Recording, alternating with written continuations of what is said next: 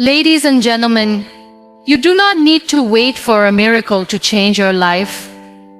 Sometimes, it is the smallest decisions that create the biggest difference.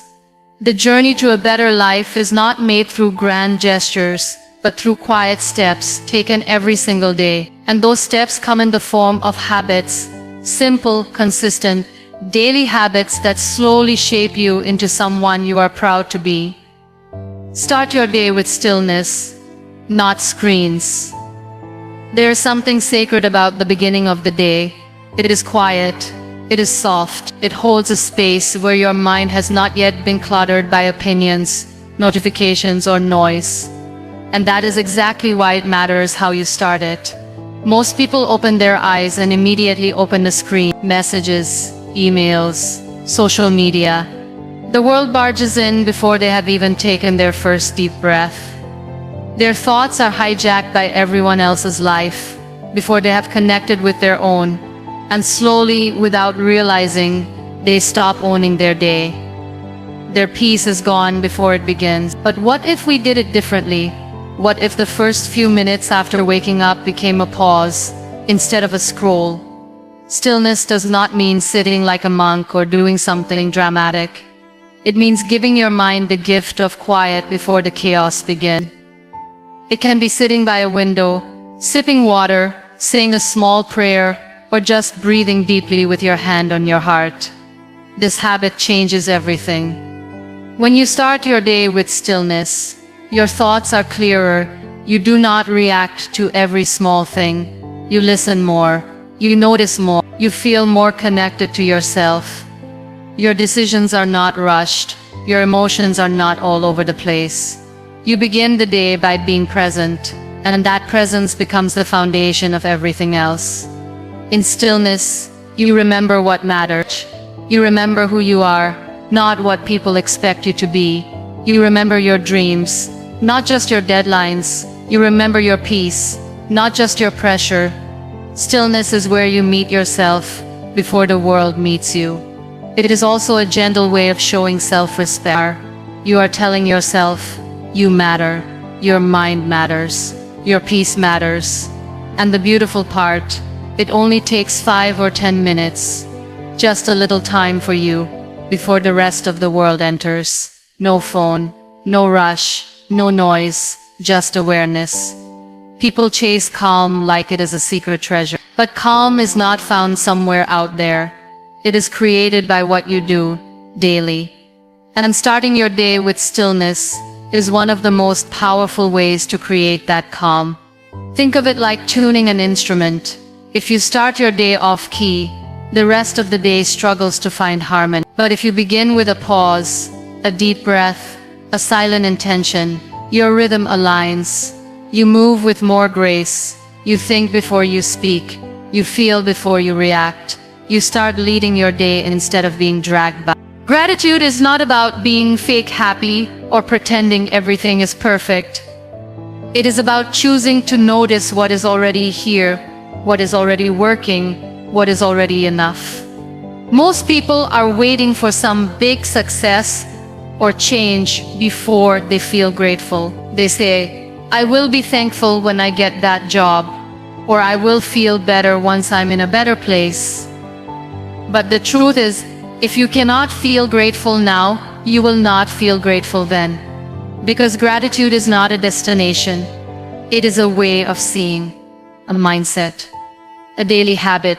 Life is not made up of only big moments. It is made of thousands of tiny, ordinary ones. The smell of tea in the morning, the sound of someone you love laughing, the way sunlight hits your wall. A message that arrives at just the right time, a small win that no one claps for. These are the things that go unnoticed when we are always chasing more. But these are the exact things that make life feel rich. When you pause and give thanks for the little things, something inside you shifts. Your mind stops racing. Your heart softens. You start to see beauty in what you already have.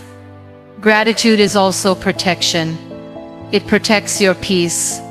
When your mind wants to spiral into everything that is wrong, Gratitude pulls it back to what is right. When you feel overwhelmed, it brings you back to what is working. It does not erase your pain. It just reminds you that your pain is not the whole picture. It says, yes, this is hard, but look, there is still light. And sometimes that reminder is all you need to keep going. Practicing gratitude is not complicated. It is not a ritual that takes hours. It can be one sentence written down in a notebook, one thought whispered before sleeping, one deep breath followed by, thank you for this moment. The key is consistency. You do not wait for special occasions. You do not wait until everything feels perfect. You do it every day, especially on the days when it feels hardest. Because those are the days your mind needs it the most. It is easy to complain, easy to focus on what is missing, what others have, what you wish was different. But when you train your brain to see what is present, what is good, what is kind, your life begins to feel lighter. You start appreciating the things you used to take for granted. The body that carries you, the mind that is still learning, the heart that still hopes. Even when things are tough, you start to say, I am grateful for my strength, for my breath, for the chance to try again. Gratitude also changes how you treat others. You stop taking people for granted. You notice their efforts. You say thank you more. You become softer, more patient, more open, and in return your relationships deepen. Because nothing connects people more than feeling seen, appreciated, and valued. This habit of gratitude slowly becomes a lens. You begin to see life not as a list of demands, but as a collection of blessings, not as something you are owed, but something you are gifted. And with that shift, even your struggles begin to teach you something. Even your losses reveal what truly matters. You stop moving through life with a heavy heart. You walk with presence, with awareness, with grace. Every morning you have two choices: focus on what is missing, or focus on what is already here. One will drain you, the other will fill you. One will keep you chasing, the other will keep you grounded. Gratitude is not a feeling that comes after joy. It is the path to joy itself. Sleep is not a luxury, it is a necessity. It is not something you do only when everything else is done. It is the foundation that allows everything else to be done well. And yet sleep is the first thing many people sacrifice. They stay up scrolling, watching, worrying, working, telling themselves they will rest later, they will catch up eventually. But the body does not wait for permission, it keeps score. And the cost of ignoring sleep shows up quietly at first, in tired eyes, in foggy thinking, in short tempers, in slow healing. Then slowly, it becomes your new normal, waking up tired, living in a haze, chasing energy from coffee instead of your own rhythm. When you sleep with intention, you give your body the gift of repair. You allow your mind to process, your muscles to recover, your heart to reset. Sleep is not just rest, it is restoration, a time when the body does its silent work. It clears the clutter from your brain, balances your hormones, strengthens your immune system, and calms your nervous system. It is the reset button most people keep ignoring while wondering why they feel off balance. But sleeping with intention means more than just lying in bed. It means preparing your mind for rest, creating a space that feels safe, calm, and quiet, letting go of the day instead of carrying it with you into the night. It means setting boundaries with technology, with noise, with late-night habits that steal your peace. When your sleep becomes a ritual instead of an afterthought, your life begins to feel more in sync. Waking with purpose is just as important. It is about rising, not in panic, but in presence, not hitting snooze over and over, but opening your eyes with a sense of choice. Starting your day not in a rush, but with a small moment of stillness. That does not mean every morning will be perfect, but it means you are not at the mercy of your alarm. You are not stumbling into your day half awake and already behind. You are showing up, alert, grounded, clear. The quality of your morning is shaped by the quality of your night. If you fall asleep with stress, chaos, noise, it follows you into the next day. But if you end your night with calm, intention, and gratitude, that energy carries forward.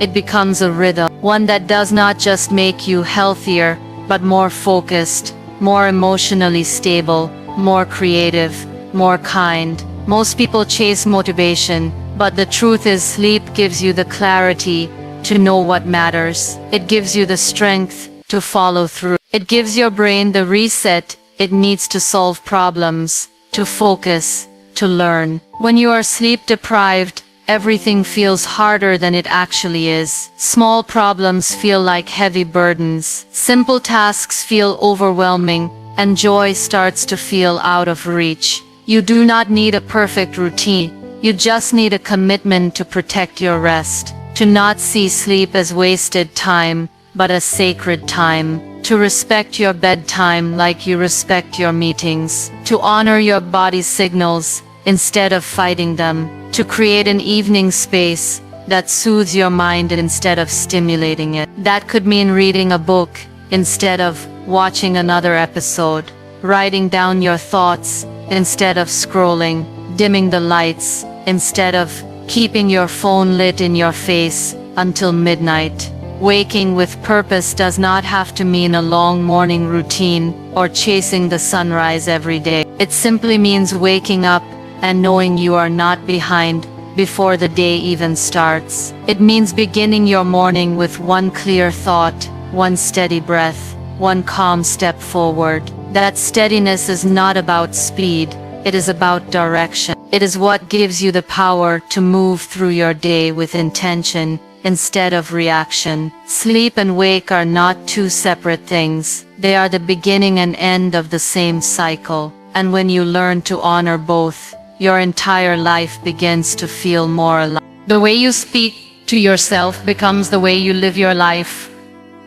Every word, every thought, every sentence you repeat in your mind creates a pattern. Most people do not even realize how unkind they are to themselves.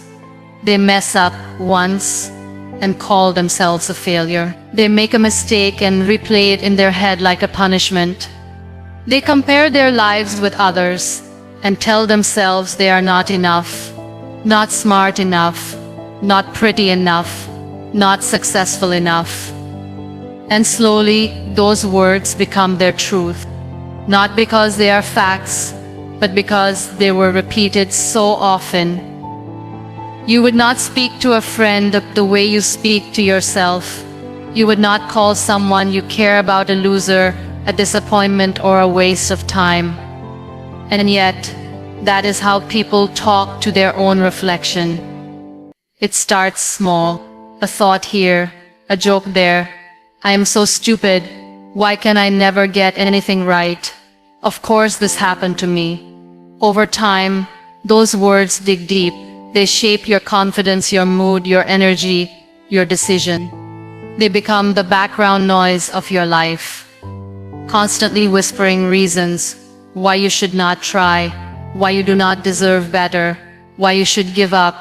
But the truth is, you are not your worst moment. You are not your mess up. You are not your past. You are a work in progress, just like everyone else. You are growing, you are learning, and you deserve to be spoken to with the same kindness you give others.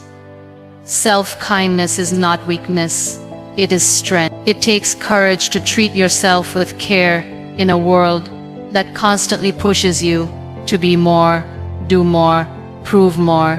It takes strength to look at yourself and say, I am doing my best, even when your best does not look like success to others. Speaking kindly to yourself is a habit. It does not come naturally to everyone, especially if you grew up in an environment where criticism was louder than encouragement. But it can be learned. It starts with noticing your inner voice, paying attention to how you speak to yourself when things go wrong, catching the harsh thought, replacing them with something more true, more gentle, not fake praise, but real compassion. I made a mistake, but that does not mean I am a mistake. I feel lost today, but that does not mean I am failing. I am struggling, but that does not mean I am weak. Your words matters. They build or break you. And when you change your inner dialogue, everything else begins to change too. You take more risks because you are not afraid of failing in front of your own judgment. You try new things because you know you will not tear yourself apart if it does not go perfectly. You rest without guilt.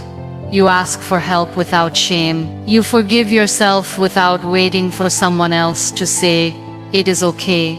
This kind of self-talk is not about ignoring problems. It is about facing them without destroying yourself in the process. It is about holding space for both accountability and compassion. You can tell yourself the truth without being cruel. You can want to grow without hating who you are now. You can be both a work in progress and worthy of kindness. Every time you choose to speak gently, you build a foundation that cannot be shaken by outside voices. You stop needing constant validation from others because you have built a safe home inside your own mind. You become your own source of strength, your own cheerleader, your own safe place, and that changes everything. Because when your inner world becomes kinder, your outer world begins to reflect that same peace. You begin to walk differently. You begin to glow in silence. You begin to rise without noise. All because you decided to change the way you speak to the person who hears you the most. There is too much noise in the world, not just the kind you hear, but the kind that lives in your mind. The constant stream of opinions, updates, advice, comparison, arguments, distractions. It never ends. Every scroll brings you someone else's life. Every notification steals a piece of your attention. Every click opens another door into someone's world, while quietly pulling you away from your own. People wake up and reach for their phones before they even reach for their thoughts. They know everything about others, but very little about themselves. That is what happens when you consume more than you create. You lose touch with who you are. Creating something does not mean becoming an artist or writing a book. It means using your energy to make something that reflects your mind, your heart, your values. It can be writing a journal, planning your day with intention, cooking a meal with love, planting a small flower, fixing something that was broken, helping someone with a kind word, solving a problem at work in a new way. Creation is not about perfection. It is about direction. It is you saying, "I am not just a sponge soaking up the world. I am a soul shaping it, even in small ways." When you consume too much noise, your inner voice starts to fade. You begin to doubt your decisions. You stop hearing your own instincts. You start moving like a copy of everyone else. That is not living. That is drifting. And drifting is dangerous because it feels like movement but takes you nowhere. To break that cycle, you have to choose meaning. You have to start building more than you binge, creating more than you scroll, feeling more than you perform. There is peace in creating, even when it is small. There is something grounding about putting your energy into something you can see, or touch, or reflect on. It becomes a mirror of your growth, and slowly it becomes a rhythm, a part of your daily life that keeps you centered. When the world feels overwhelming, you have something that brings you back to yourself. You are not just reacting to everything around you. You are participating, choosing, shaping. Creating also connects you to your own story. Instead of living through the highlight reels of others, You begin to find beauty in your own moments. You see your own progress. You feel your own presence. You become less interested in proving and more focused on building. This shift is quiet, but powerful. Because when your days are filled with meaning, you stop searching for constant entertainment. You stop needing validation every hour. You stop fearing being alone. Because your own presence becomes enough. You begin to ask better questions. Not what did I miss online, but what did I do today that made me feel alive? Not who liked my post, but what did I create that I am proud of? Not how do I look compared to others, but how does my life feel when I am truly present in it? These are the kinds of questions that build a better life. And they cannot be answered in the middle of noise. Silence is not empty. It is full of answers. Stillness is not boring. It is rich with meaning. But you can only access that when you unplug from the noise long enough to listen. Listen to your own thoughts. Listen to your needs. Listen to your dreams. And then create something with that energy. Something real. Something true. Something that reflects who you are becoming. When you do that daily, even in small ways, you reclaim your power. You no longer wait for life to give you meaning. You bring meaning to life. Time is not just hours on a clock. It is your energy, your focus, your life. How you spend your time is how you spend your existence. And yet, so many people treat it like it is unlimited. They give it away without thinking. To distractions, to people who drain them, to tasks that do not align with their values, to habits that leave them empty, and then they wonder why they feel behind, unfulfilled, disconnected. But the truth is, if you do not respect your time, no one else will. You do not need more hours. You need more awareness, more clarity on what actually matters to you, more boundaries around your priorities. Because not everything deserves your time. Not every message needs a reply. Not every request needs a yes. Not every notification deserves your attention. Saying yes to everything is not kindness. Sometimes it is avoidance. Avoidance of what you really want to build. Avoidance of the hard work of focus. Avoidance of the discomfort of choosing yourself. Respecting your time is an act of self-worth. It is you saying, my life matters enough to protect. It is not about becoming rigid or obsessed with productivity. It is about becoming intentional. Asking yourself, is this how I want to spend my life? Before saying yes. Recognizing that every hour you give away is an hour you never get back. Being generous with your time is beautiful, but it should come from a place of fullness, not guilt or pressure. One of the reasons people struggle with time is because they forget they have the right to choose. You do not have to attend every gathering, take every call, scroll for every update, say yes to every demand. You are allowed to pause, to say no, to reschedule, to carve out time for rest, for focus, for healing, for growth. Time is a currency, and your values are the budget. Spend it where it brings the most meaning. This habit of protecting your time also builds self-trust. When you say, I will wake up early to write, or I will exercise at this hour, and then you follow through, you begin to believe in your own word. That belief grows into discipline. Discipline grows into progress, and progress becomes the quiet proof that your life is moving in the right direction. Not because of a miracle, but because you took responsibility for how your time is spent. Distractions will always be there, but so will your dream. The difference lies in what you choose more often. It is not about never getting distracted. It is about noticing it and coming back. coming back to your values, coming back to your focus, coming back to what you said matters to you. That return is a habit, and habits are what shape your future. Another part of respecting time is respecting the time of others. Showing up when you say you will, being present in conversations, not wasting energy on gossip, blame, or things outside your control. When you treat time with care, you become more grounded, more thoughtful, more effective. You stop rushing through life and start living inside it.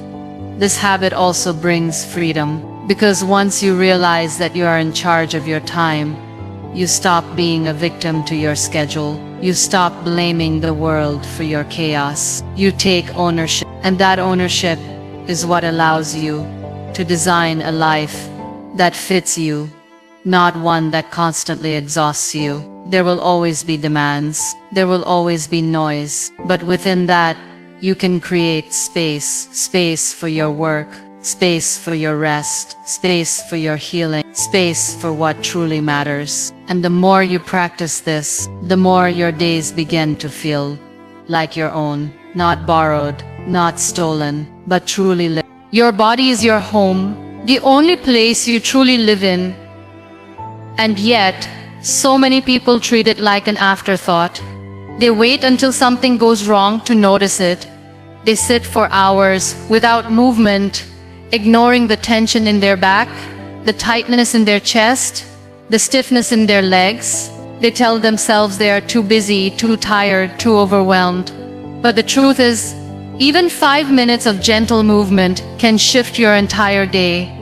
You do not need a fancy gym or a personal trainer. You need awareness. A moment of connection between you and your body. Movement is not just about fitness. It is about energy, emotion, presence.